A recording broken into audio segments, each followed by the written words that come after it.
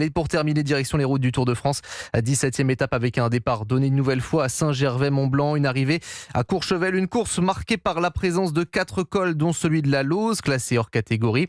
Victoire de l'Autrichien Félix Gall, Vingegaard reste en jaune et la grande boucle semble plier. Martin Lange. Et oui Guillaume, après un premier coup de bambou hier dans le contre-la-montre, Tadej Pogacar a définitivement craqué aujourd'hui sur les pentes du col de la Lose. Un terrible ascension, 28 km avec des passages à 24%, mais les coureurs n'étaient même pas dans les pourcentages les plus durs quand Pogacar a mis le clignotant.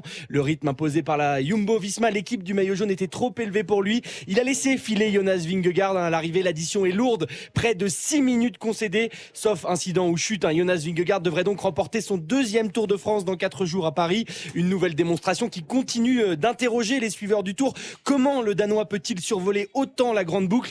Avec tous ces débats, on en oublierait presque. Le vainqueur du jour, l'Autrichien Félix Gall, dans l'échappée matinale, il a résisté au retour des favoris et notamment de Vingegaard, et il offre à l'équipe française AG2R Citroën une première victoire sur ce Tour. Son coéquipier Aurélien Paré-Peintre savoure. On n'a pas eu que des moments faciles, mais ça fait partie des grands tours. À chaque fois qu'on fait le briefing du départ, on dit qu'on va vivre beaucoup de moments difficiles et quelques moments joyeux. Donc là, on a la chance de vivre un moment joyeux, donc c'est super cool pour l'équipe, pour Félix. C'est un mec qui vient des montagnes autrichiennes, donc il est un peu renfermé sur lui-même, mais voilà, de plus en plus il s'ouvre avec nous dans l'équipe, donc c'est quelqu'un de très agréable. Ouais.